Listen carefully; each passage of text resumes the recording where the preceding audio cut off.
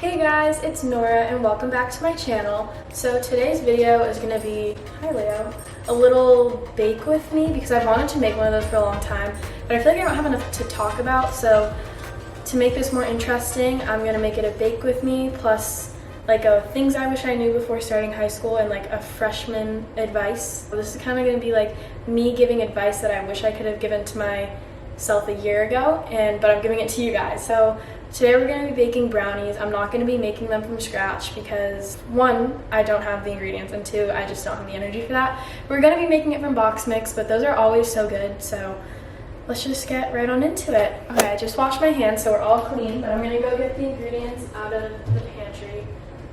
I don't know if y'all can see me box mix. Here's our ingredients. I know, very complex. I'll change the angle in a minute so that you can actually see what I'm doing. Okay, so I have a bowl, and then sometimes I mix with whisks, but I feel like, you know when you're using a whisk and like all the powder gets stuck on like the inside of it? I hate when that happens, so I'm just gonna use one of these forks, and then I need a pan.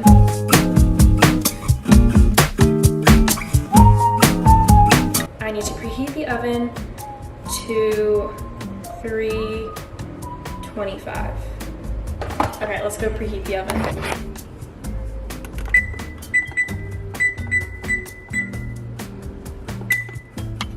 Okay, I think it's preheating. Oh yeah, it says preheat right there. Okay, I'm gonna set you up somewhere where it's a good angle and we're gonna get started. Okay, I think this is the best angle we're gonna get. So my head might be cut off for a little. Actually, let's just go down here. Where should we start? Things I wish I knew before going into my freshman year. I would say, this is like the most cliche one, but it's like honestly the most true thing I've ever heard, is that your friends are definitely going to change. The people you go into high school with most likely aren't the people you're gonna be leaving high school with, and although I'm only a sophomore, I can already say that in 1 year, my friends have completely shifted. I have, dropped a couple people that were kind of, I don't want to say toxic because most people weren't toxic. There was a few that were kind of toxic. And then I just sort of drifted from some people, which I think is totally okay as well. So I feel like part of growing up is just like in middle school, everybody's sort of finding themselves in one way or another. So you're gonna be different, from 7th grade to 9th grade. People that you connected with when you were 12 or 13, when you turn 15, you could be a whole other person. I know for me, like within the span of a month, my personality like completely changed, and that's okay because that's what happens to everyone or most people, and like that's natural. So I don't think it's anything to be like sad about. It's not like a huge deal to sort of change friend groups, and you can still be friends with the people. You might just not be as close as you were in like 6th, 7th, or 8th grade. Okay, so before I say the next thing, I'm gonna add in the canola oil. Half a cup. I don't know, is this a measuring cup? Okay. Half a cup of vegetable oil. I think next I should talk about classes because that's really the biggest change I want to say between middle school and high school. Obviously, as you get older, things just get more difficult, but it's like a gradual change. I think the only thing that really changed was the workload. Some classes like really didn't give that much work, and then some of them gave a lot. Like for example, my world history teacher, we like hardly ever had homework, and like the classwork was super easy to follow along. But in another class like English, that one was a lot more difficult. But at the same time, I was kind of the cause of making those classes difficult because I got to choose if I wanted to be in accelerated, honors, or CP. I took CP math this year, and I'm taking CP geometry this year, which is at my school, college prep. CP is like the lowest level, but like I don't think that's a bad thing because I did really well this year in math. Like I still put in the same amount of effort that I would if I was taking an accelerated class. It's just because my brain needs more time to like help with math. And in CP we have like smaller class sizes, and so you get more attention from the teacher. I don't know why I just touched that, that's so gross.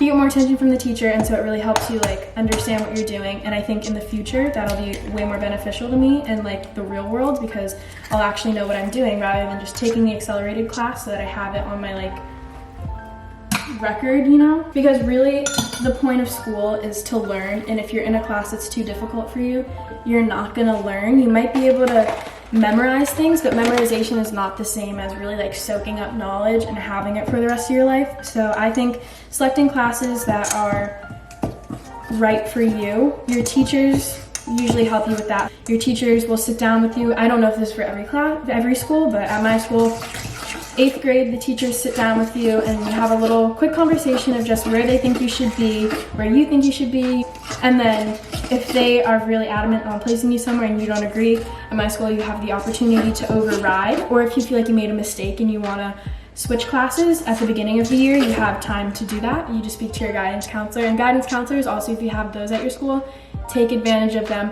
I know I didn't, and I wish that's something that I did, whether it's for like emotional support because they're there to sort of talk things out with you that don't always have to be school related, and they can also find you support outside of school, and then they can also support you within your academics on like if you're struggling in the class, they can help you find the right fit. So if you have a guidance counselor, they're really just there to help you, like they're literally getting paid to help you with your problem. So if you have that luxury, like really use it to your fullest potential. I found the like pan spray stuff. That was really quick, I already finished the batter. So while I spray this, let's think of another topic I should talk about. This part always, like, I always put too much, so hopefully I don't drown the pan in oil. Yummy. Okay, the next thing I'm gonna talk about is school sports and clubs. So my freshman year, I just went into it very open-minded. I joined every club that I thought I potentially had interest in, and if I didn't like it, like a lot of the clubs were sort of lenient where you could go to like a couple meetings and then be like, this isn't for me. So there were some that like I signed up for and I didn't even go to a meeting because I was like, why did I sign up for this?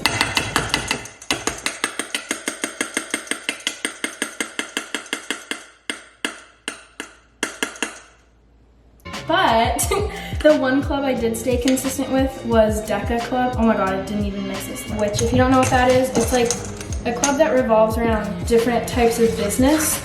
Because as of right now, what I think I want to do with my life is something in business. So I'm feeling like marketing and communications is like the way for me to go. Going back to DECA Club, that's a club that revolves around business. You learn a lot, and so basically I competed in 2 competitions. I did the district one and then the state one where I competed against all the finalists in Massachusetts. I didn't place at states, but I placed 5th in districts, and that's the oven, it's preheated. And I got a fun little medal and a t-shirt and a mask, so definitely worth it. But one thing that I found was really just showing up to the meetings and like adding something to the meetings. Adding myself and being genuine at meetings helped me to make connections with the people in the club. And then at the end of the year, one of the seniors who was the president, she asked me if I wanted to be the vice president, and that's so cool because it's something that I really enjoy doing, and if I can sort of mentor other people in the club as a sophomore, that's like amazing. And I'll probably continue in DECA Club, hopefully as some type of leadership position as I get like older. I can maybe one day be the president, and that's just super cool because it like shows that I put in the hard work and I got something out of it. I'm gonna put these in the oven though real quick. I'll be back. Alexa, set a timer for 50 minutes. 50 minutes, starting now. Thanks, boo. And then also another thing I did was join my school's dance team. So I made JV. There was no freshmen on varsity this year. So it was kind of like a little freshman, sophomore team, which was great because we're all close in age and most of us knew each other already, which was fun. And that helped me make friends and connect with friends that I was already friends with, but I got closer with them, which is another thing. If you are, looking to expand your friend circle, joining clubs and sports is a great way to do that. You can really join sports whenever, and you're bound to make friends that way because you know that you all have one thing in common. So on the dance team, we all like to dance. So that's one thing, literally conversation starters, like, oh, where did you go to dance? Oh, you went to that studio? Yeah, I took a class there once, like blah, blah, blah, and then there you go. Instant connection, and who knows, maybe you'll be best friends in a couple months. I'm gonna clean up, and I'll see you guys in like an hour. Bye! So I'm outside now. If you can tell, I'm on my little balcony thing. So I'm here to talk about my freshman experience. So basically, going in, I have always been told growing up, like, oh, she's just shy, she's quiet, she's blah blah blah. And I feel like when you're told that over and over again, it sort of becomes reality because it like sinks into your subconscious, because if everybody's telling you you're shy, you're gonna start acting shy.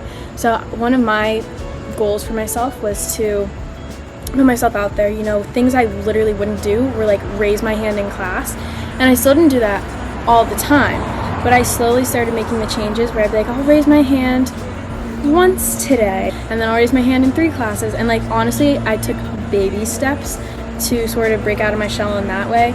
And then when it came to making friends, I feel like after quarantine I was so like socially deprived that I was like just willing to talk to anyone, and if my friends introduced me to new people, I feel like I had an easier time sort of just making conversation than I would have if you had put me in that situation a year ago.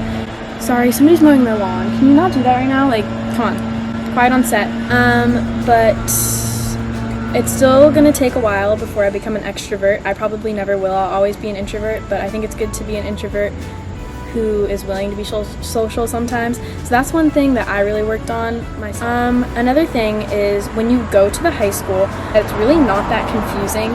So I know for me, I literally had never been into my town's high school before the first day of school. So my first 2 weeks of school were over Zoom, so you know, literally just hit a button and you're in class. But when you're actually in the building, like my school is massive, so you know, the first week all the teachers stand outside of their classrooms, and when you're walking around you can just be like, oh, do you know where room 210 is? And they'll be like, yeah, up the stairs to the left. I feel like one thing you really have to be willing to do is just ask. Like if you're confused, if you're lost, just ask, because I mean, it's okay if you walk into class 10 minutes late on the first day, but I know most of you probably don't want to because that can be kind of awkward. So literally just ask a teacher, ask an upperclassman. Like they probably won't care because they'll just tell you and just go on with their day. I would ask a teacher before you ask another student though, just because teachers are typically nicer, but if you have to ask another student, go ahead. And also, all of your friends, everybody in your grade is probably just as confused as you are, unless they've been in the high school 1,000 times, but most of them are just nervous and just feel small, and you feel nervous and small and excited all at once. It'll take like a week or 2 to get over that sort of like jitters of going to school, and then you get used to it and you all sort of just become one giant clump of students and everybody sort of coexists. So there's really nothing to worry about when it comes to being confused about your school. You'll get used to it. Another thing I want to say, I touched on classes earlier, but that was just about like the core classes.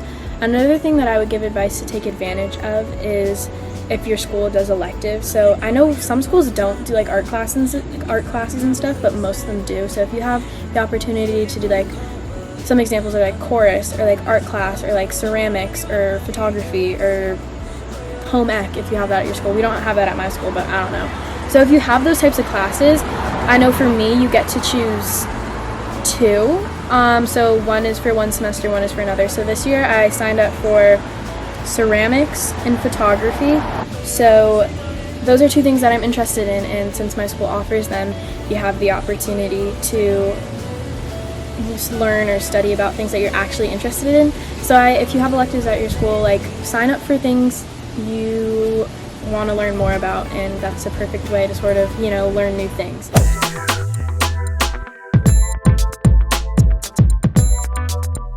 Okay, so this is the part where things usually go wrong for me because I don't have the patience to let them cool all the way through. So sometimes the brownies like stick to the bottom and then you have like a missing chunk. But I already cut them and then I let them sit for like 10 minutes. So I'm gonna see if I can like pry them out and put them on the little display thing. They look like this. Mama? Yeah? You want a brownie? Ooh, a corner piece, please. Gotta eat them before Xavier gets home. I'm sorry. Hold on. Don't eat it. Don't. I need your review. Oh, Lord. 1, 2, 3. Wow. Wow. Betty Crocker better watch out. So, these are good. The bake with me was successful. If you enjoyed this video, go ahead and give it a like and a comment if you're not disabled. And subscribe while you're down there if you're not already. And I'll see you guys same time next week. Bye!